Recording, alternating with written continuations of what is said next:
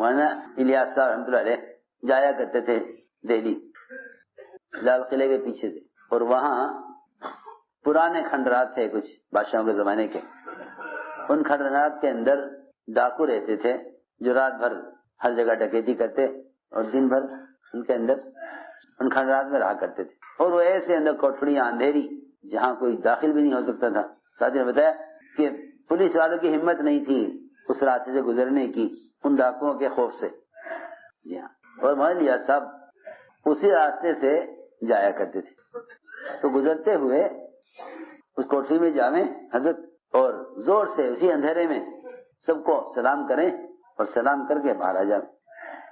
کسی نے کہا حضرت سے کہ حضرت وہاں ڈاکو رہتے ہیں، آپ ادھر سے نہ جایا کریں۔ فرمایا نے پہلے کیوں نہیں بتایا؟ ہمیں پہلے کیوں نہ بتایا؟ ہمیں پہلے کیوں نہ بتایا؟ گزرتے گزرتے حضرت اندر داخل ہوتے اور زور سے سب کو سلام کرتے پھر آگے بڑھ جاتے۔ 3-4 مرتبہ ایسا ہی ہوا۔ وہ کہنے لگے کہ آدمی کون ہے جو ہمیں یہاں سے گزرتے ہوئے روزانہ سلام کرتا ہے؟ تو ان کا جو سب سے بڑا سردار تھا ڈاکوؤں کا، وہ حضرت کے پیچھے چل دیا نکل کر۔ حضرت آگے چل رہے تھے، وہ پیچھے نے دیکھا پیچھے کوئی آ رہا ہے، حضرت پوری طرح متوجہ ہے۔ فرمایا کون ہو، کیا بات ہے؟ نے کہا آپ کون ہیں؟ میں تو ایک اللہ کا بندہ ہوں، اور سلام کہ یہ تو ہر مسلمان کا حق ہے، کیونکہ حدیث میں آتا ہے کہ کسی کو جان پہچان کر سلام کرنا قیامت کی نشانیوں میں سے ہے۔ کسی کو سلام کرنا جان پہچان کی وجہ سے، مطلب یہ ہوا اس حدیث کا کہ جب مسلمان آپس میں پوری طرح پھٹ چکیں گے اور ان کی آپس کی اجتماعیت بکھر چکے گی، تو پھر سلام کرنا کسی کو مسلمان ہونے کی وجہ سے نہیں ہوگا، رشتہ دار یا تعلق والا یا جان پہچان والا ہونے کی وجہ سے سلام ہوگا۔ جب امت بٹ چکے گی گروپ اور جماعتوں میں، اور امت بٹ چکے گی فرقوں میں، تو سمجھ لو کہ قیامت قریب آ گئی ہے۔ اس لیے فرمایا کہ کسی کو پہچان کر سلام کرنا یہ قیامت کی نشانیوں میں سے ہے۔ تو کیا آپ نے سلام کیوں کیا؟ بھائی سلام تو ہر مسلمان کا حق ہے۔ وہ ڈاکو ہی حضرت کے ساتھ ہو گیا، حضرت یہاں لے آئے اس کو، یہاں لے آئے، یہاں لا کے نے فرمایا کہ بھائی کیا آپ مجھ سے کیا چاہتے ہیں؟ نے کہا میں تم سے کچھ نہیں چاہتا، میں تو تم سے کچھ نہیں چاہتا، لیکن اللہ تعالیٰ تم سے دنیا میں دین کا کام لینا چاہتے ہیں۔ پہلی ملاقات ہو رہی کس سے؟ ڈاکو سے۔ اور کیا فرما رہے کہ اللہ تعالیٰ تم سے دین کا کام لینا چاہتے ہیں، کیونکہ ہمارا تصور تو یہ ہے نا کہ بھائی کوئی عالم دیندار متقی اللہ والا ہو تو اللہ اس سے دین کا کام لیں گے، اور آپ ان سے یہ کہہ رہے کہ اللہ تم سے کام لینا چاہتے ہیں۔ حضور اکرم صلی اللہ علیہ وسلم بعض مشرکین کی بھی صلاحیتوں کا تذکرہ صحابہ کے سامنے کیا کرتے تھے۔ فرمایا اگر یہ ابو سفیان بات سن لے تو یہ ایسا استعداد کا آدمی ہے کہ اگر یہ ہماری بات مان لے ہم تو اس سے یہ کام لیتے، ہم تو اس سے یہ کام لیتے۔ عمر رضی اللہ تعالیٰ عنہ ایک نصرانی کے اسلام کی تمنا کرتے تھے صرف اس لیے کہ حساب میں بہت تیز ہے، حساب میں بہت تیز ہے۔ ہم تو مسلمانوں کی صلاحیتوں کو ضائع کر دیں، ہم تو مسلمان کی صلاحیت کو ضائع کر دیں صرف اس میں کہ یہ کام کیوں کریں، ان سے کام کیوں لیا جائے۔ اور حضور اکرم صلی اللہ علیہ وسلم اور خلفائے راشدین غیروں کی صلاحیتوں کو دیکھ کر ان کے اسلام کی تمنا کرتے تھے۔ کاش یہ آدمی مسلمان ہوتا تو میں اسے مسلمانوں کے خزانے کا محاسب اور اس کو سی اے بنا دیتا، یہ تمنا کرتے تھے۔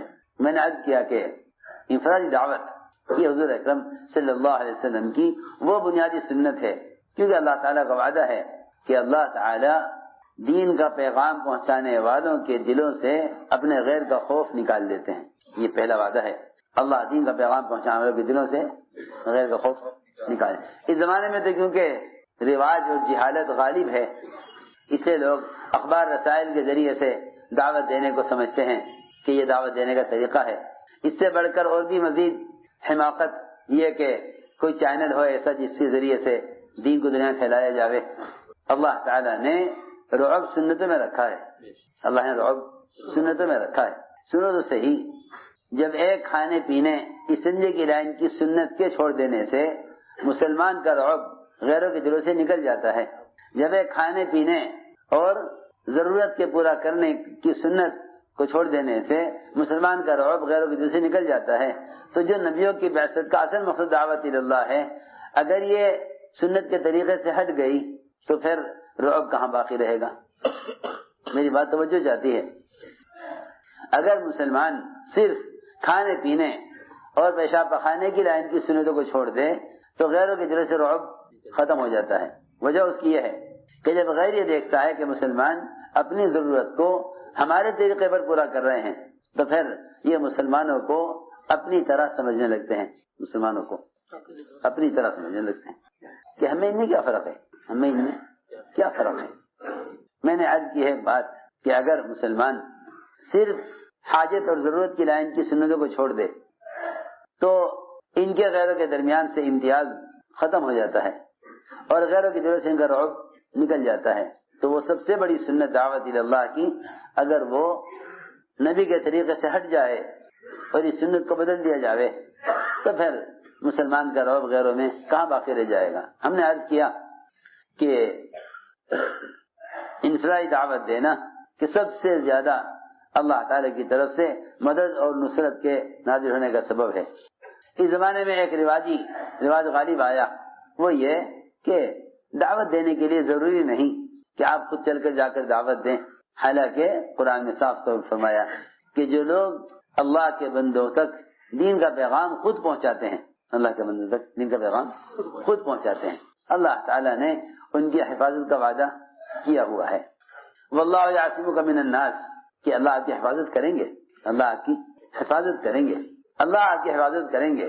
میں نے عرض کیا کہ آپ نے سفر ہجرت میں ڈاکوں سے ملاقات کی، ان کو دعوت دی، دونوں نے اپنے نام بتائے آپ کو، آپ نے نام تبدیل کیے اور ان دونوں کو حضور اکرم صلی اللہ علیہ وسلم نے مدینہ منورہ آنے کے لیے فرمایا کہ مدینہ ہمارے پاس آؤ۔ یہ بھی ایک سنت ہے کہ تم جس کو بھی سفر میں دعوت دو اس کو مرکزی مقام کی طرف آنے کی دعوت دو، یہ بہت اہم بات ہے، اس لیے کہ مسلمانوں کی آپس کی اجتماعیت جبھی رہ سکتی ہے جب نئے سے نئے آدمی کو دعوت دے کر ماحول کی طرف لایا جائے۔ ہم نے عرض کیا کہ حضور اکرم صلی اللہ علیہ وسلم نے ان ڈاکوں کو دعوت دی، دونوں اسلام میں داخل ہوئے، کیونکہ اللہ تعالیٰ کا یہ وعدہ ہے، اللہ کا وعدہ ہے یہ ان تنصر اللہ ینصرکم، کہ اگر تم لوگوں کو دعوت دے کر اسلام کی طرف، فرائض کی طرف لاؤ گے تو اللہ تعالیٰ تمہاری مدد ضرور کریں گے اور تمہارے قدموں کو دین پر جما دیں گے۔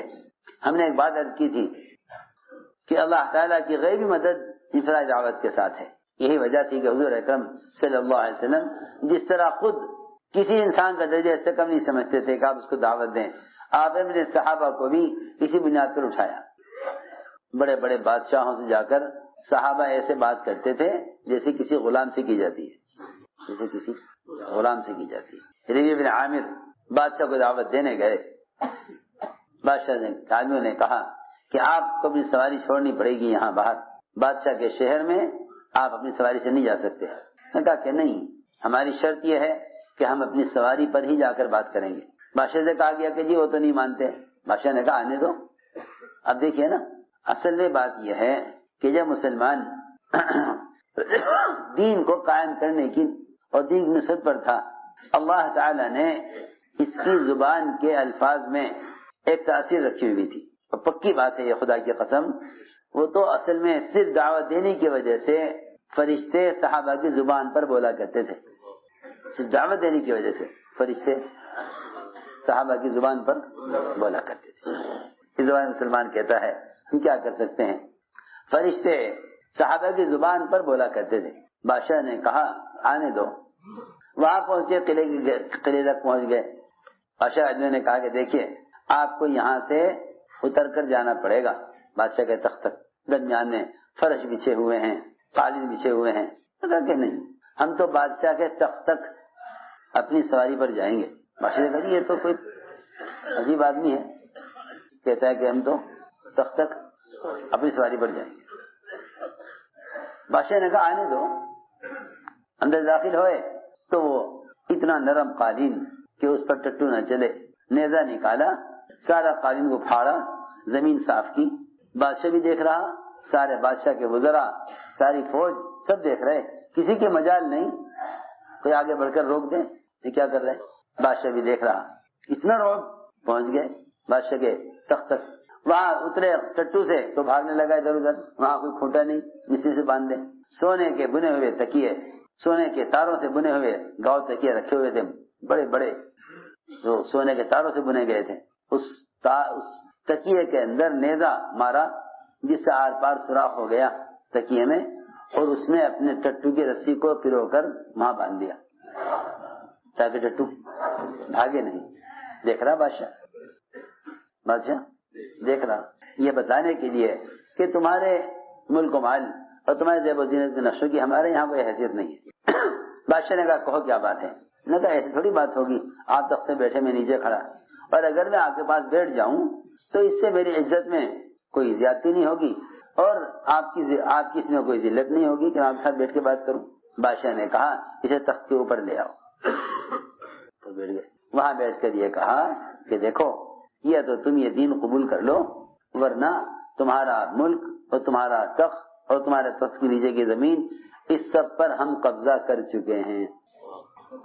اس سب پر ہم قبضہ, ہاں اس بیچارہ مسلمان یوں کہے کہ میرا گھر, میرا وطن, میری زمین, اور وہ جا کے بادشاہ سے کہہ رہے کہ یہ تو آپ یہ دین قبول کر لیں ورنہ آپ کی زمین پر ہم قبضہ کر چکے ہیں.